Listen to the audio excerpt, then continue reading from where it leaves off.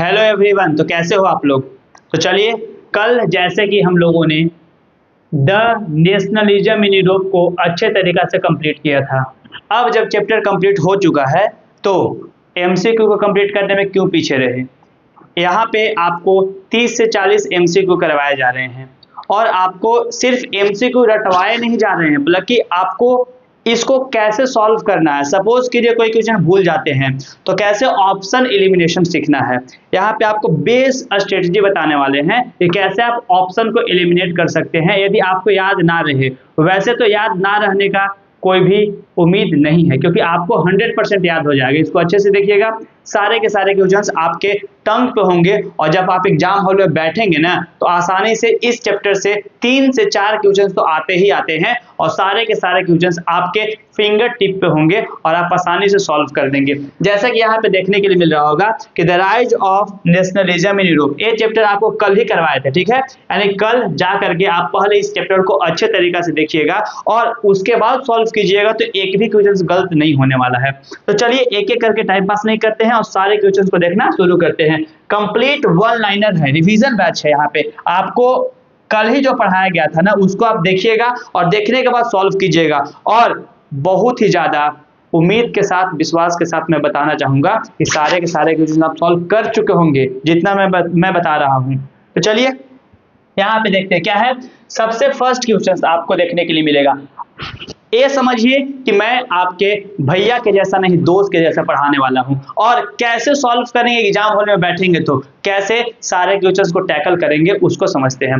First question पढ़ते हैं। हम भी एक स्टूडेंट है तो स्टूडेंट के जैसा ही पढ़ते हैं और पढ़ने के बाद बताते हैं कैसे इसको सॉल्व करना है। सबसे पहला क्वेश्चन है, choose the correct nationality of the artist Frederic Sorrieu. याद कीजिए, फ्रेडरिक शोरो के बारे में बताए थे कि सबसे पहला इंसान था जो 1848 में, याद रखिएगा सारे पॉइंट को आपको याद रखना है, सारा रिवाइज भी होते जाएगा। 1848 में जो फ्रेडरिक शोरो थे वह 4 प्रिंटिंग विजुअलाइज किए थे। यही सबसे पहले बताए थे कि हम लोग को एक यूटोपियन सोसाइटी बनाना है, जो कि पॉसिबल नहीं था, एक इमेजिनरी सोसाइटी था। तो जो फ्रेडरिक शोरो थे ना वह किस देश के है पूछा जाता है। तो आपको यहाँ पे सिंपल सोचना है कि हम जब पढ़ रहे थे यूरोपियन सोसाइटीज के बारे में तो कौन कौन सा देश आया था। तो क्या अमेरिका कहीं पे भी आया था? अमेरिका का तो खुद ही एक कॉन्टिनेंट है, नॉर्थ अमेरिका, साउथ अमेरिका, तो बिल्कुल नहीं हो सकता है। अब आपके पास 3 देश बचे हैं, स्विट्जरलैंड का कोई नामो निशान नहीं था, अब जर्मनी और फ्रांस में। तो यह फ्रेंच का था, क्योंकि सबसे पहले फ्रेंच में ही नेशनल स्ट्रगल शुरू हुआ था यूरोप में। इसी वजह से इसका आंसर क्या टिक करेंगे? फ्रांस टिक करेंगे। Second, when did the French revolution start. याद कीजिए, इतना इंपॉर्टेंट डेट है ना कि आपको याद रखना ही पड़ेगा। कब शुरू हुआ था? तो सर बोलिएगा कि सर 1879 में तो समझिए कि इंडिया आजाद होने वाला था। 1857 में इंडिया का फर्स्ट सिपोय म्यूटिनी स्टार्ट हुआ था, शुरू हुआ था, जिसको हम लोग first struggle of Indian independence बोलते हैं। लेकिन ये तो हो नहीं सकता क्योंकि इतना लेट से तो हुआ ही नहीं था, यहाँ इतना लेट से तो इंडिया में शुरू हो गया था। सेकेंड है 70-80, 70-89, इसमें 3 ही ऑप्शन है, तो यहाँ पे आप 70-89 के साथ जाएंगे और आपका 70-89 बहुत ही इजी और बहुत ही सही आंसर है। थर्ड क्वेश्चन देखते हैं, when was called the architect of the Germany unification. Germany unification का आर्किटेक्ट कौन था? अब देखिए, आप जैसे ही जाएंगे तो जर्मनी यूनिफिकेशन को ध्यान से देखेंगे तो आपको नेपोलियन के बारे में दिखाई देगा, लेकिन नेपोलियन तो था ही नहीं, वह कहाँ से आर्किटेक्ट हो गया? वो तो पूरे के पूरे यूरोप को कब्जा करना चाहता था, तो ये तो बिल्कुल नहीं हो सकता है। अब जैसे ही नेपोलियन का नाम सुने तो आपको याद कर लेना है कि 1804 में क्या आया था? नेपोलियनिक कोड आया था। अब सर नेपोलियनिक कोड में क्या क्या था? तो आपको सारा चीज बताए थे कि जन्म के आधार पर जो भी प्रिविलेजेस दिए जाते थे वह सारे प्रिविलेजेस को खत्म किया गया और साथ में वेट मेजरमेंट और करेंसी को इक्वलाइज किया गया। लॉ के अंडर में सारे के सारे लोग इक्वल हो गए और साथ में जितने भी हार्बिनियर ग्रुप में इनको एक्सेप्ट कर रहे थे बाद में जाकर के बहुत ज्यादा हॉस्टाइल हो चुके थे, क्योंकि इन लोग क्या कर रहा था? फोर्स इंस्क्रिप्शन, यानी कि जबरदस्ती सारे के सारे लोगों को आर्मी में शामिल करवाया जा रहा था और जिसके वजह से जितने भी पब्लिक थे वो बहुत ज्यादा गुस्सा हो जाते हैं नेपोलियन से और फिर जाकर के नेपोलियन का विद्रोह होता है। ठीक है, ये पूरा कहानी था। ये तो हो नहीं सकता सर। ऑटोमन बिस्मार्क और मेजिनी, याद कीजिए जो गिउसेppe मेजिनी था वह क्या किया था? जो सबसे पहले जो सोसाइटी का स्थापना किया था, इसका जन्म जेनेवा में हुआ था। ये सब सारे पॉइंट आपको याद रखना है। तो ये भी नहीं होगा सर, क्योंकि यह तो कोशिश किया था लेकिन सक्सेसफुल नहीं हो पाया था। तो दो ऑप्शन है, तो किसके साथ जाएंगे? ऑटो वन बिस्मार्क के साथ जाएंगे। ठीक है। थर्ड क्वेश्चन क्या है? What type of conservative regimes were set up 1850? 1815 में यूरोप में कौन सा गवर्नमेंट आया था? याद कीजिए, 1815 में क्या हुआ था? नेपोलियन को हारना पड़ा था। जब नेपोलियन हारता है, कौन कौन सा देश मिलकर हराते हैं? तो ब्रिटेन, रसिया और ऑस्ट्रिया। जब हारता है तो ट्रीटी ऑफ वियना होता है 1815 में। और ट्रीटी ऑफ वियना को हेड कौन कर रहा था? तो चांसलर ड्यूक मेटरनिक हेड कर रहा था। वह कोशिश कर रहा था कि जो बर्बन डायनेस्टी का जो रूल खत्म हो चुका है, उस मोनार्की को फिर से वापस लाया जाए। यही पूरा पूरा कहानी था। ठीक है। थर्ड क्वेश्चन क्या है कि फोर्थ क्वेश्चन सॉरी, कि what type of conservative regime कौन सा था? तो उस टाइम पे ऑटोक्रेटिक था, डेमोक्रेटिक तो हो नहीं सकता है सर, एरिस्टोक्रेटिक तो पढ़े नहीं सर, और डिक्टेरियरशिप भी नहीं पढ़े। तो क्या होगा सर? ऑटोक्रेटिक होगा, क्योंकि पूरा का पूरा राजा के पास पावर था, बर्बन डायनेस्टी के पास पावर थे। सारा के सारा क्वेश्चन आपको देखने के लिए मिलेगा। 5 नंबर क्वेश्चन देखिए, बहुत ही इजी क्वेश्चन यहाँ पे है, आपको बिल्कुल भी दिमाग नहीं लगाना है। यदि कल पढ़े होंगे, कल का वीडियो देखे होंगे, तो सारा क्वेश्चन आसानी से बन जाएगा। देखिए थर्ड क्वेश्चन, फोर्थ क्वेश्चन हो गया। 5 नंबर क्वेश्चन आपको आसानी से देखने के लिए मिलेगा कि nationalism through nationalism brought about in Europe the emergence of. अब नेशनलिज्म जो था वह कब आया था, क्यों आया था, मतलब लोग क्या चाहते थे? तो the national state banana, the modern state banana, multinational dynasty state banana, aliens of formal among many European state. तो आंसर क्या होगा सर? द नेशन स्टेट बनाना चाहते थे कि सभी लोगों को इक्वलाइज यानी कि इक्वल का पावर दिया जाए और सब लोग अपने आप को बराबर फील करें, फ्री फील करें। ये आपका क्या होगा? इसका आंसर होगा। तो आप सारे के सारे क्वेश्चन देखिएगा और एक एक करके दिमाग में एक बात थोड़ा सा जोड़ डालिएगा और सारा बन जाएगा। Next, nationalism which emerges as a force in the late 19th century means. अब देखिए नेशनलिज्म का मतलब क्या था जो शुरू हुआ था? सबसे पहले बताया था आपको, नेशनलिज्म का मतलब सिंपल होता है कि आप अपने देश में देश से प्रेम करते हैं। किसके वजह से? कल्चर की वजह से, ट्रेडिशन की वजह से, तब जा करके आप उस देश से प्रेम कर पाते हैं। तो इस चीज को यहाँ पे टिक करना है। क्या होगा आंसर? देखते हैं कि a strong devotion for one's own country and his history. Sir ये सही लग रहा है, हो सकता है सही। नेक्स्ट देखते हैं, a strong devotion for one's own country without appreciating to other nation. ये तो बिल्कुल नहीं था, दूसरे कंट्री से क्या ही मतलब है यदि हमको अपना देश से प्रेम है तो। A strong love for one's own country and hatred for other। Hated तो किसी के प्रति होना नहीं चाहिए, तो यहाँ पे हेटेड का बात है तो ये भी नहीं होगा सर। और लास्ट क्या है? Equally strong devotion for all the country. यदि सबके लिए आपके पास बराबर का प्रेम है तो आप किसी से प्रेम नहीं कर सकते। किसी न किसी के लिए तो प्रेम ज्यादा होगा, या तो माता के लिए हो, या तो पिता के लिए हो, या फिर आप जो सोच रहे हैं उनके लिए हो, लेकिन होना जरूरी है। नेक्स्ट क्या है? When was Ireland forcibly incorporated into the United Kingdom? याद कीजिए कि कब शुरू किया गया था, कब इसको इनकॉर्पोरेट कर लिया गया था। याद कीजिए एक ट्रीटी पढ़े थे 1707 में। ठीक है। इस टाइम पे किसको किया गया था? तो स्कॉटलैंड को, किसको? स्कॉटलैंड को जबरदस्ती मिला लिया गया था। ठीक है।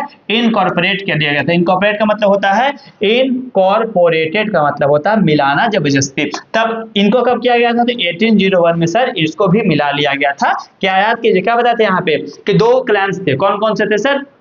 तो सबसे पहला प्रोटेस्टेंट थे और दूसरा कैथोलिक थे। कौन मजबूत था सर? तो कैथोलिक मजबूत था, लोग उसको सपोर्ट किया और फिर लास्ट में इसको भी हटा दिया गया था। नेक्स्ट क्या है? Which of the following which of the given aspects signifies the image of Germania. अब जर्मेनिया का याद कीजिए, एक बताया था जर्मेनिया जो जर्मनी का था और दूसरा बताया था मरियान जो कि फ्रेंच यानी कि फ्रांस की थी। अब दोनों का एक एलिगरी बनाया गया था, यानी कि एक ऐसा पिक्चर जिसको देखते ही सारे लोगों के मन में अपने देश के प्रति प्रेम, अपने देश के प्रति नेशनलिज्म का भावना पैदा होना शुरू हो, रोमांटिसिज्म का भावना पैदा शुरू हो। उसीलिए दो पिक्चर को विजुलाइज किया गया था। जिस तरीका से हमारे देश में हमारे भारत माता को पूजा जाता है, उसी तरीका से वहां पे दो पिक्चर को विजुलाइज किया गया था। तो जर्मेनिया बोल रहा है कौन सा देश का, क्यों किया गया था? तो folk and culture tradition, second authority and aestheticism, revenge and vengeance और हीरोइज्म एंड जस्टिस। तो ये मेनली कल्चर और ट्रेडिशन के लिए नहीं था। ये तो सर कभी सुने ही नहीं है, तो ये तो कभी हो ही नहीं सकता। रिवेंज तो कभी आ ही नहीं सकता है और सर ये कभी पढ़े ही नहीं है। तो आंसर क्या हो जाएगा? तो आपका सिंपल आंसर 4 यानी कि आंसर डी होगा। और डी में क्या दिया गया है सर? तो आपका है कि हीरोइज्म एंड जस्टिस को लेकर के था। तो आंसर क्या होगा सर? तो आंसर डी आपको देखने के लिए मिलेगा और यहाँ पे डी ही आपका सही आंसर होगा। नेक्स्ट क्वेश्चन देखिए क्या है। नेक्स्ट क्वेश्चन आपका बोल रहा है identify the French artist who prepare a series of 4 printing. याद कीजिए सबसे पहला चैप्टर जो शुरू किए थे तो सबसे पहले आपको एक आर्टिस्ट के बारे में बताए थे, फ्रेडरिक सूरो, जो 1848 में 4 प्रिंटिंग को विजुलाइज किया था। तो वही यहाँ पे है। तो क्या आंसर सर? तो सर यहाँ पे तो आंसर दिख रहा है फ्रेडरिक सूरो, तो आंसर डी आपका सही हो जाएगा। नेक्स्ट क्या है? The first clear expression of nationalism in Europe come with. जो सबसे पहला एक्सप्रेशन आया था नेशनलिज्म का कि भैया हमको देश को आज़ाद करवाना है, सब लोग यहाँ पे फ्रीडम के साथ रहेंगे, सब लोग यहाँ पे इक्वालिटी के साथ रहेंगे, सब लोग यहाँ पे फ्रेटर्निटी के साथ रहेंगे। तो सबसे पहले कब आया था? यहाँ पे 4 ऑप्शन है। सबसे पहले क्या है? The American revolution. सर कहाँ से आ गया था? हम लोग पढ़ रहे हैं यूरोप में फ्रेंच रिवोल्यूशन, और अमेरिका को लेकर चल जा रही, तो होगा नहीं सर, हम लोग तो बुर्बक समझ रहे हैं। नेक्स्ट देखिएगा, फ्रेंच रिवोल्यूशन है, शायद हो सकता है सर रशियन रिवोल्यूशन, सर ये तो पढ़वे नहीं किए, तो 9वां क्लास में, तो 10वां में कहाँ था सर? और इंडस्ट्रियल रिवोल्यूशन। अब किसी भी देश के प्रति प्रेम लाना है तो क्या इंडस्ट्रियल रिवोल्यूशन हो सकता है? तो बिल्कुल भी नहीं हो सकता है। इसी वजह से यहाँ पे देखने के लिए मिलेगा। ठीक है, चलिए सॉरी, नेक्स्ट यहाँ पे तो क्लीन हो गया, कैसे कर सकते हैं? ये तो आएगा नहीं, चलिए इसको नेक्स्ट देखते हैं। चलिए नेक्स्ट क्या है? अब आपका नेक्स्ट क्वेश्चन है कि each power Russia, Germany, England, Austria, Hungary was keen to counting the hold of other power over the Balkans, this become one of the major reasons for. देखिए क्या था ना कि बाल्कन रीजन कल छूट गया था। ठीक है, अब उसको एक छोटा सा शॉर्ट्स में बता देंगे, बहुत इंपॉर्टेंट क्वेश्चन है बाल्कन रीजन के बारे में। ये ऐसा रीजन था जो कि बहुत ज्यादा रेड हॉटेड रीजन था। रेड हॉटेड का मतलब हुआ ना कि यहाँ पे हमेशा लड़ाई झगड़ा होते रहता था, क्योंकि इतने छोटे छोटे क्लैंस बटे हुए थे। यहाँ पे पूरा का पूरा बाल्कन रीजन में किसका एक एम्पायर था, उसका नाम क्या था?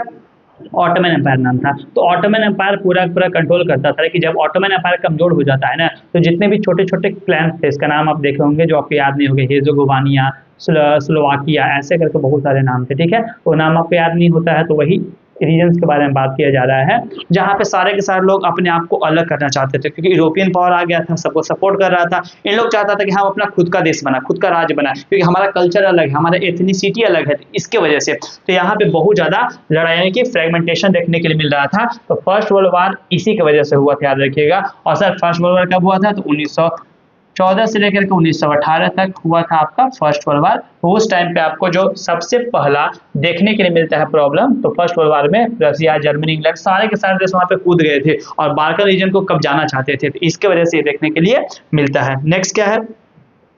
नेक्स्ट आपका है कि नेपोलियन इन्वेडेड इटली। देखिए नेपोलियन इटली को कब इन्वेड किया था? अब याद कीजिएगा, यहाँ पे ऑप्शन से एलिमिनेशन करेंगे हम लोग, क्योंकि देखिए सारे क्वेश्चन आपको याद रहे या ना रहे, लेकिन आप मेरे बताए गए तरीका को अपनाएंगे तो एक भी क्वेश्चन नहीं छूटेगा, इसका गारंटी मैं देता हूं। यहाँ पे देखिए क्या है, नेपोलियन इन्वेडेड इटली। नेपोलियन कब इन्वेड किया था? सर ऑप्शन समस्या बताइए हमको, कैसे इसको बनेगा, हमको याद नहीं है तो कैसे करेंगे? देखिए सबसे पहले देखेंगे सर नेपोलियन कोड कब आया था? तो 1804 में आया था। अब यहाँ से मिलाएंगे, 1821 आ गया सर, 1815 में तो हार गया था नेपोलियन, तो ये कहाँ से आ जाएगा सर?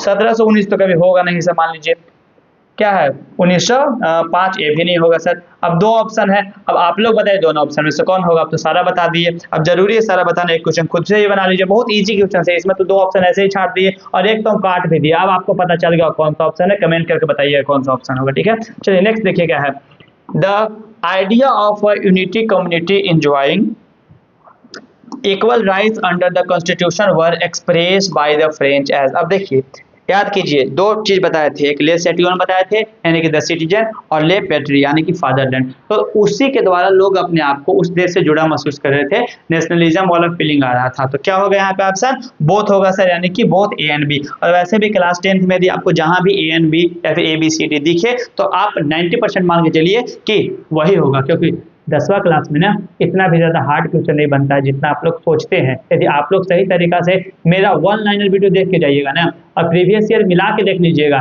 यदि इससे बाहर 90 to 95% क्वेश्चन आ गए, इससे बाहर एक भी क्वेश्चन आ गया ना तो आप हमको बोलिएगा सर सच में बाहर आया था, एक भी बाहर नहीं आएगा। आपको 90 से लेकर के 95% क्वेश्चन आपको यहीं से देखने के लिए मिलेगा सारा का सारा। नेक्स्ट क्या है, Which area was the most serious source of nationalism tension in Europe after 1871? याद कीजिए अभी जस्ट पढ़ा है, कौन सा रीजन था? तो बाल्कन रीजन था, जहां पे सबसे ज्यादा यूरोप में टेंशन देखने के लिए मिला था। क्यों मिला था सारा एक्सप्लेन कर चुके हैं, इसमें दिमाग नहीं लगाना है। नेक्स्ट क्या है, what the oak of a leaf symbolize? देखिए एक मरियान का पिक्चर बनाया गया था, मेरा पिक्चर बहुत सुंदर है, उस पर ध्यान मत दीजिएगा। ठीक है, तो यहाँ पे एक ओक का ऐसे ऐसे जो ओक होता है, ओक का पत्ता ऐसे ऐसे बनाया गया। तो जो ओक का पत्ता था ना, वो आखिर किसके लिए है ना, वो ज्यादा सुंदर, हमको बहुत अच्छा, हम आर्ट में ना हमेशा टॉप करते थे, और देख के आपको पता चल रहा होगा। देखिए क्या है, अब who was proclaimed king of United Italy इन 1861। अब 80 सॉरी यहाँ पे तो किए ही नहीं। What are the crowns of oak leaf, किसका था, तो मेनली हीरोइज्म का था। अभी जस्ट इससे पहले देखे थे, वही आंसर होगा।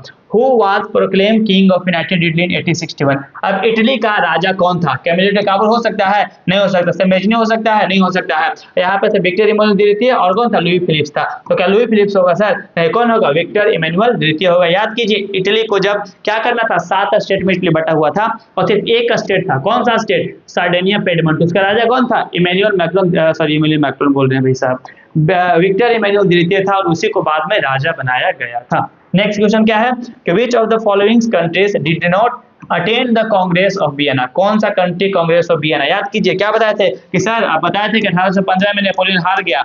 हारने के बाद क्या हुआ? ट्रीटी ऑफ वियना हुआ। जब ट्रीटी ऑफ वियना हुआ तो हेड कौन कर रहा था? तो ड्यूक मेटरनिक का रहा था सर। कौन कौन सा देश हराया था सर? तो ऑस्ट्रेलिया हराया था सर। ऑस्ट्रेलिया नहीं, ऑस्ट्रिया हराया था।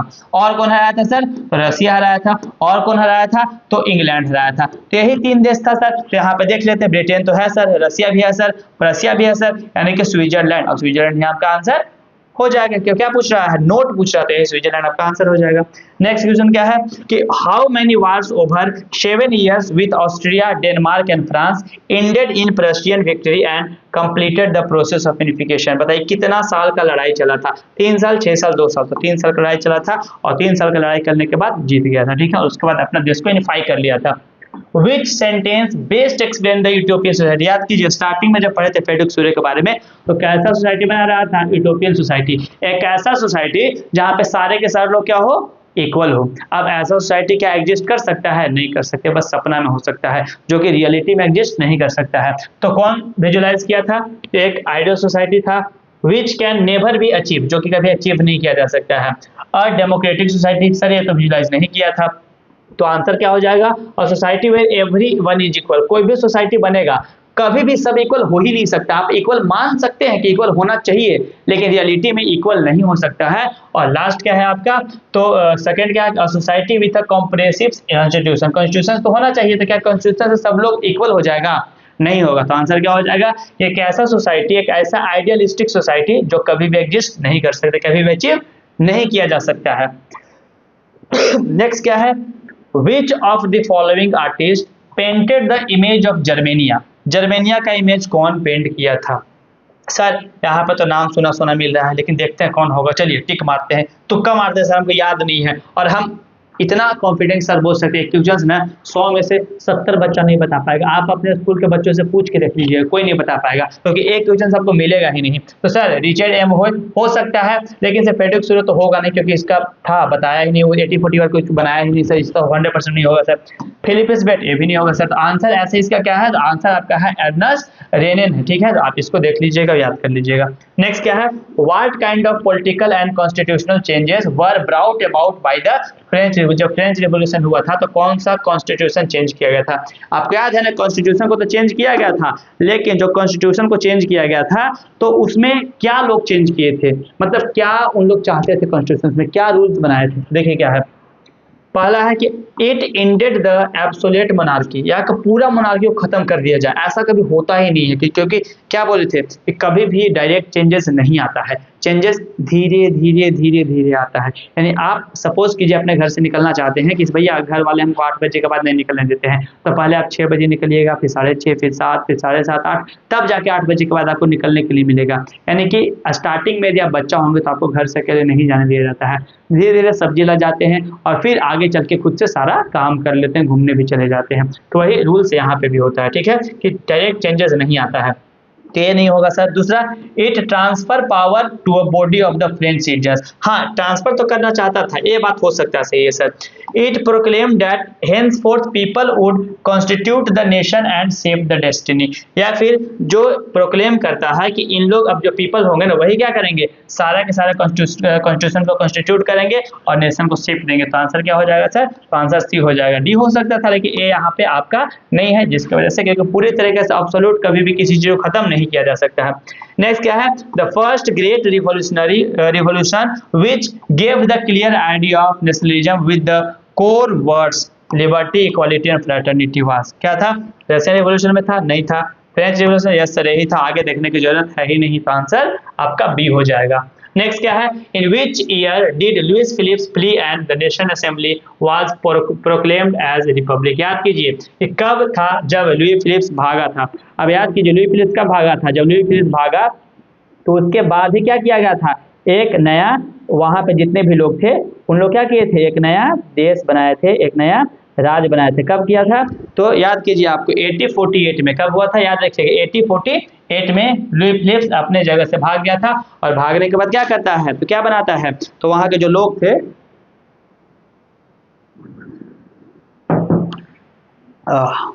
अब जो वहां के लोग थे 1848 में जब वो भाग जाता है, तो जो नेशनल असेंबली था वह खुद को प्रोक्लेम करता है कि हम लोग रिपब्लिक हो चुके हैं, क्योंकि वहां का राजा ही भाग गया। तो जब राजा भाग गया तो कौन हेड होगा, तो वहां के कॉन्स्टिट्यूशन असेंबली वाले हेड होंगे। और क्या होगा, देखिए Which of the following treaty gave Greece a recognition of an independence nation? अब याद कीजिए ग्रीस रिवोल्यूशन जब हुआ था तो कौन सा ट्रीटी किया गया था, कब किया गया था, 1834 में। कब किया गया था, 1834 में। और कौन सा ट्रीटी हुआ था सर, तो ट्रीटी ऑफ कॉन्स्टेंटिनोपल हुआ था सर, और उसके द्वारा क्या किया गया था, तो ग्रीस को एक देश बनाया गया था, माना गया था। Who said when France reaches the rest of the Europe catches cold? कौन बोला था सर, तो 1815 में जो वियना संधि का हेड कर रहा था, फेडिक बोल रहे हैं, कौन कर रहा था सर, यहाँ पे ऑप्शन देखते हैं तो गुसेपे मेज़नी नहीं होगा सर, ड्यूक मेटरनिक सर यही होगा, गैरिबाल्डी नहीं होगा सर, बिस्मार्क नहीं होगा। आंसर क्या होगा, ड्यूक मेटरनिक। याद कीजिए बिस्मार्क को क्या बोला जाता था, तो आयरन मैन बोला जाता था। क्या बोला जाता था, आयरन मैन। जैसे इंडिया का आयरन मैन कौन है, वल्लभ भाई पटेल है, उसी तरीका से बिस्मार्क जो था वह इसको भी क्या बोला जाता है, आयरन मैन, यानी कि ब्लड एंड आयरन का नीति अपनाने वाला इंसान था। नेक्स्ट क्या है, the civil code of 1804 also known as the Napoleonic code establish. कब किया गया था, क्यों किया गया था, 1804 में किया गया था, किसके द्वारा किया गया था, नेपोलियन के द्वारा किया गया था। इसी वजह से इसका नाम नेपोलियनिक कोड पड़ा था। और इक्वालिटी बिफोर द लॉ, ये तो सही सर, ये तो करवे किया था, सबके इक्वल किया था। Secure the right of property, हाँ सर राइट ऑफ प्रॉपर्टी को भी सिक्योर किया था। इसी वजह से तो सारे के सारे जो नॉर्मल लोग थे, जो पीजेंट्स थे और जितने भी छोटे मोटे काम करने लोग थे वह सपोर्ट करना शुरू कर दिए थे। थर्ड क्या है sir, did away with all the privileges based on the birth. और यस सर, बर्थ के आधार पे जितना प्रिविलेजेस था सबको खत्म किया गया था, इसी वजह से सारे लोग खुश थे। और लास्ट में ऑल ऑफ द अबव, यही आपका आंसर हो जाएगा। नेक्स्ट क्या है, the French revolutionaries declare that the mission and destiny of the French revolution was, क्यों किया गया था, मतलब द फ्रेंच रिवोल्यूशनरी जो थे वह डिक्लेयर किए थे that the mission and destiny of the French revolution was, क्या होगा, देखिए पहला है कि to conquer the people of Europe. ऐसा तो के कॉन्कर करने के लिए कौन आजादी चाहता है भाई, सब कोई नहीं चाहता है। To liberate the people of European from the despotism, sir यही होगा, क्योंकि उस टाइम पे जितने भी लोग डिपोटिज्म के अंदर यानी कि राजा के अंदर में रहते थे उनसे छुटकारा पाने के लिए किया गया था। नेक्स्ट क्या है, to strengthen the absolute monarchy. Sir monarchy के लिए क्यों ही कोई रिवोल्यूशनरी हाथ में डंटा फंटा उठाएगा मारने के लिए, कोई नहीं उठाएगा, तो आंसर ये नहीं होगा। नेक्स्ट क्या है, to propagate the idea of liberty, equality and fraternity to every part of the world. Every part of the world की तो बातें नहीं है। अरे भैया आपके घर में खाना कम होगा तो पहले आपके घर के बारे में देखिएगा ना, कि दूसरे के बारे में सोचिएगा, घर के बारे में सोचिएगा। तो पहले इन लोग यूरोप के बारे में सोच रहा था, ना कि पूरे वर्ल्ड के बारे में, तो इसीलिए आंसर क्या होगा, तो आंसर बी होगा। नेक्स्ट क्या है, what happens at the treaty of Constantinople of 1832। 1832 में ट्रीटी ऑफ कॉन्स्टेंटिनोपल हुआ था, तो उस टाइम पे देखिए क्या हुआ था, तो थोड़ा सा पीछे आइए, 1832 सॉरी, यहाँ पे आपको 1832 होगा, क्या होगा याद रखिएगा, यहाँ पे क्या होगा 1832 होगा, इसका ध्यान रखिए, गलती हो गया सॉरी। नेक्स्ट क्या है, what happened at the treaty of Constantinople of 1832 में ट्रीटी ऑफ कॉन्स्टेंटिनोपल हुआ था, तो क्या हुआ था, the revolutionary nation in Europe, a spark of struggle for independence amongst the Greek begins, Greece was recognized as the independence nation, और European civilization and mobilization public opinion to support the struggle against the Muslim empire। तो sir मुस्लिम empire की तो बात नहीं था sir, Greece वाला दो option दिख रहा है सर, कौन सा हमारे, तो यहाँ पे स्ट्रगल का बात होती है। स्ट्रगल कब शुरू हुआ था, 1821 में शुरू हुआ था।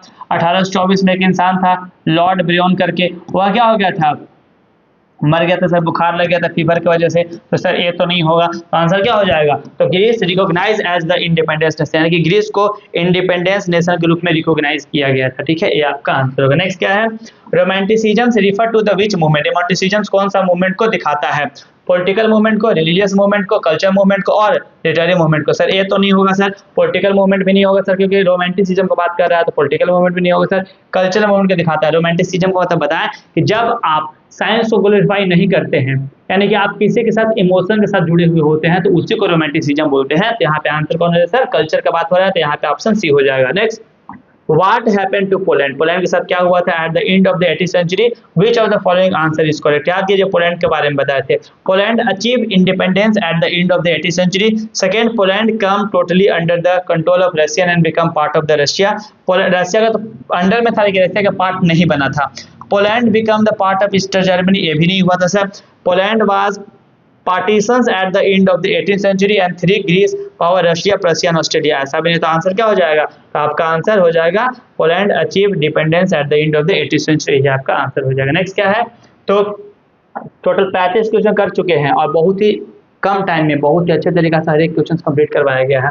Socially and politically dominant class in Europe during the mid 18th century was, क्या था उस टाइम के लोग कैसे थे, तो नोबिलिटी थे, द लैंडेड अरिस्टोक्रेसी थे, द चर्च और द एब्सोल्यूट मॉन्archy। किसके पास होते, क्या बोला है क्वेश्चन कि सोशली एंड पॉलिटिकली डोमिनेंस कौन से क्लास का था, तो उस टाइम पे जो नोबिलिटी लोग होते थे, नोबिलिटी कौन से लोगों को बताए थे, जो राजा के आसपास रहते जो नोबेल लोग होते थे ना, उसको बोले थे। तो यहाँ पे जो नोबिलिटी की बात कर रहा है तो यही आपका आंसर है। नेक्स्ट क्या है, the civil code 1804 France is usually known as the, उसको क्या बोलता था, नेपोलियनिक कोड के नाम से जाना जाता था। सर ऑप्शन बी सही होगा। आगे इसको देखने का जरूरत तक नहीं है, बस देखिए आंसर हमारे निकल गए और पीछे आप पलट के देखिएगा 10 साल के प्रीवियस ईयर, आपको इसमें से सारे के सारे क्वेश्चन सेम टू सेम देखने के लिए मिलेंगे। नेक्स्ट क्या है, who was Giuseppe Mazzini was what did he do, क्या किया था, कौन था, पहला फ्रेंच रेवोल्यूशन फॉर्म्ड, ग्रुप बनाया था, हाँ सर ग्रुप तो बनाया था लेकिन फ्रांस में नहीं बनाया था, इटली में बनाया था, सर ये तो नहीं होगा sir. British statements gave a speech, अरे भैया स्पीच देने वाला कौन याद रखता है, एमएलएम से थोड़ी है भाई साहब। नेक्स्ट देखिए, Russia political wrote a books, book लिखता तो कौन उतना याद रखता है सर। नेक्स्ट क्या, इटालियन था, सर ये तो सही लग रहा है। फाउंडेड 2 अंडरग्राउंड सोसाइटी, सर ये भी सही लग रहा है। Young Italy in Marseilles, young European birth, sir इसको टिक कर दीजिए, यही आंसर होगा और आपका आंसर भी यही है, बहुत सही। नेक्स्ट क्या है, Camillo de Cavour contribute to Italian unification was, क्या किया था, अब देखिए डिप्लोमेटिक एलियंस बनाया था, तो ये आपका आंसर हो जाएगा। ज्यादा देखने की जरूरत भी नहीं, इतने इजी क्वेश्चन है और सारे प्रीवियस ईयर आए हुए हैं। नेक्स्ट क्या है, सॉरी क्या है, diplomatic aliens with the enemies of Australia, नहीं होगा। वार विद ऑस्ट्रेलियन एंड बर्बन्स, ये भी नहीं होगा। Diplomatic aliens with the France in इतना ऑस्ट्रेलियन सार्डिनिया पेरिमेंट, सर यही होगा क्योंकि सार्डिनिया पेरिमेंट के राजा कौन था, इमैनुअल द्वितीय था और इसी वजह से इसका आंसर यही हो जाएगा। ठीक है, German philosopher Johannes Gottfried Herder claim that the German culture was discovered through the, किसके थ्रू होता था, डास वोल के थ्रू। डास वोल किसको बोलते थे, तो कॉमन पीपल के लोगों को बोलते थे। तो आंसर क्या हो जाएगा सर, कॉमन पीपल्स डास वोल में पाया जाता था। नेक्स्ट क्या है, व्हाट डज एब्सोल्यूट मीन, याद कीजिए एब्सोल्यूट का मतलब बोले थे कि जब किसी एक के पास पूरा का पूरा पावर हो, वो मोनार्की के पास होता था तो उसी को हम लोग एब्सोल्यूट बोलते थे। तो इसका आंसर क्या होगा सर, तो फिलोसफी नहीं होगा सर, थ्योरी नहीं होगा सर, मोनार्कियल गवर्नमेंट, सर इसका आंसर क्या होगा, answer C monarchical government. Next क्या है, लास्ट क्वेश्चन है, इसके बाद डेट्स मिलेंगे और डेट्स बहुत ज्यादा इजी और बहुत ज्यादा आसानी से समझाएंगे, सारे याद हो जाएंगे। नेक्स्ट क्या है, व्हाट इज सफरेज, सफरेज का मतलब होता है वोटिंग राइट, यानी कि जब आपको वोटिंग राइट दिया जाता है 18 साल के बाद इंडिया में है,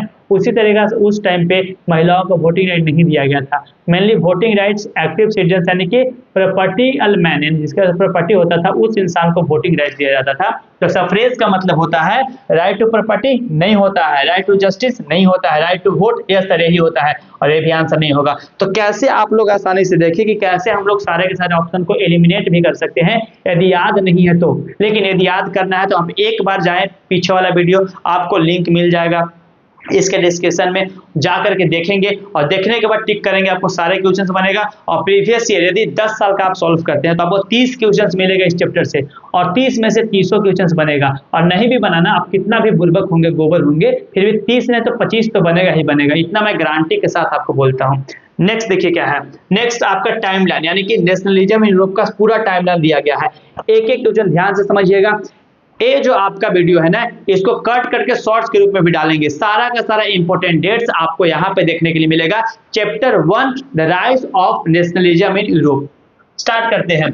1707 में क्या हुआ था सर, एक्ट ऑफ यूनियन हुआ था, किसके बीच में, इंग्लैंड और स्कॉटलैंड के बीच में, जिसके वजह से ग्रेट ब्रिटेन में क्या हुआ था, उसका स्थापना हुआ था, बना था जब बड़ा हो चुका था। तो नेक्स्ट सर 1789 में क्या हुआ था, तो फ्रेंच रिवॉल्यूशन शुरू हुआ था 1789 में। सर 1797 में क्या हुआ था, तो नेपोलियन अपना प्रकोप दिखाना शुरू कर चुका था। वार में जाना लगा था। और कब हुआ था? 1797 में नेपोलियन इन्वेडेड इटली को इन्वेड किया था और नेपोलियनिक वार शुरू हुआ था। नेक्स्ट 1801 आयरलैंड को फोर्सिबली इनकॉर्पोरेट कर लिया गया था यूनाइटेड किंगडम में। याद कीजिए, अभी जस्ट पढ़ाए थे। 1804 नेपोलियनिक कोड हुआ था। Civil code was introduce, abolish privileges based on the birth, upheld equality before the law and secure right to property. इसी वजह से तो इतना फेमस हुआ था सर, और उसके बाद ही तो जा करके लोगों को भरोसा जीता था, लेकिन फिर भी यह भरोसा बहुत ज्यादा दिन तक नहीं रह पाया था। नेक्स्ट क्या है? 1814 से 1815 में क्या हुआ था? नेपोलियन को हराया गया था। सर हराने वाला कौन था? तो अकेले कोई भी नहीं था, 3 देश मिलकर हराए थे। मेरा गला बैठा हुआ दिख रहा होगा आपको, लेकिन फिर भी यह मेहनत आपके लिए हो रहा है, तो ध्यान से देखिए। ब्रिटेन, प्रशिया, रसिया और ऑस्ट्रेलिया मिलकर उसको हराए थे, इतना ताकतवर था। 1815 में जब हारा तो उनके बीच में एक सेटलमेंट हुआ कि कैसे जमीन को बंटवारा किया जाए। अब हार गया ना बेचारा, तो हारने के बाद इसकी जमीन क्या होगा? कोई ना कोई तो बांटेगा ना, अलग अलग एरिया में, याद है ना, सबको बांट दिया गया था, अलग अलग जगह को दे दिया गया था, अलग अलग देशों को। तो ट्रीटी ऑफ वियना साइन किया जाता है, और किसके अंडर में साइन किया जाता है? तो ड्यूक मेटरनिक के अंडर में साइन किया जाता है। और वही बोला था कि when France finishes rest of the Europe catches cold, याद रखिएगा। नेक्स्ट क्या है? 1815 कंजर्वेटिव रिजिम वर सेट अप, और किस लिए किया गया था? कि जो बर्बन डायनेस्टी यहाँ का था उसका पावर को रीस्टोर किया जाए। नेक्स्ट क्वेश्चन है 1821 क्या हुआ था? Greek struggle of independence begins, यानी कि जो ग्रीक वार था ना वो आपको शुरू हो गया था, और यहाँ पर आपको ग्रीक वार ऑफ इंडिपेंडेंस देखने के लिए मिलता है 1821 में। और 1824 में क्या हुआ था? लॉर्ड ब्रियोन नामक पोएट था, वह मर गया था, यानी कि फीवर लगने से। और उसके बाद 1832 में ट्रीटी ऑफ कॉन्स्टेंटिनोपल हुआ था, और फिर जाकर के कहीं ना कहीं क्या हुआ था? इसको आजादी मिला था। नेक्स्ट क्या है? 1830 the July revolution spark an uprising of Brussels which led to the Belgium breaking away from the United Kingdom of Netherlands, और यहाँ से बेल्जियम अलग हो चुका था। नेक्स्ट क्या है? 1830 गिसेपे मेज़नी had sought to put together a coherent program for the unitary Italian Republic economical hardship of Europe, ठीक है। 1830 गिसेपे मेज़नी रिवोल्यूशनरी था जो शुरू किया था। नेक्स्ट क्या है? यही 2 सोसाइटी बनाया था, याद रखिएगा। नेक्स्ट क्या है? 1832 ट्रीटी ऑफ कॉन्स्टेंटिनोपल होता है और ग्रीस को एक इंडिपेंडेंस देश बनाया जाता है। 1848 रिनोनेशन ऑफ द फ्रेंच मोनार्की, यानी फ्रेंच मोनार्की फिर से अपना पावर में आ जाता है। नेक्स्ट क्या है? 1848 831 इलेक्टेड रिप्रेजेंटेटिव को मोनार्की के तरफ से फ्रैंकफर्ट पार्लियामेंट में भेजा जाता है और कॉन्स्टिट्यूशन को ड्राफ्ट करवाया जाता है। 1852 to 1860 chief minister Camillo de Cavour become the prime minister of Piedmont of Italy. और ये पूरा का पूरा आपका चैप्टर था। डेट यहाँ पे देख लीजिए, हम इरेज कर देते हैं, एक बार स्क्रीनशॉट लीजिए और सारे स्क्रीनशॉट लेकर के बस 4 से 5 बार इसको देख लीजिए, सारा डेट्स कंप्लीट हो जाएगा और एक क्वेश्चन से यहाँ से आप कंप्लीट करेंगे। ये पूरा का पूरा आपका शॉर्ट नोट्स था 1 लाइनर का, और इसको देखने के बाद एक भी क्वेश्चन बाहर से आपको देखने के लिए नहीं मिलेगा। यदि यहाँ तक आ गए हैं तो आप इस चैनल को सब्सक्राइब करें और आप 1 से 1.5 मंथ मेरे साथ मेहनत करें, और फिर आप अपने आप में कॉन्फिडेंस देखें कि क्या आपका कॉन्फिडेंस का लेवल होता है और कितना ज़्यादा क्वेश्चंस मैच करता है प्रीवियस ईयर से, आपको अपने आप अंदाजा लग जाएगा। वीडियो देखने के लिए शुक्रिया, और चलिए फिर मिलते हैं अगले वीडियो में।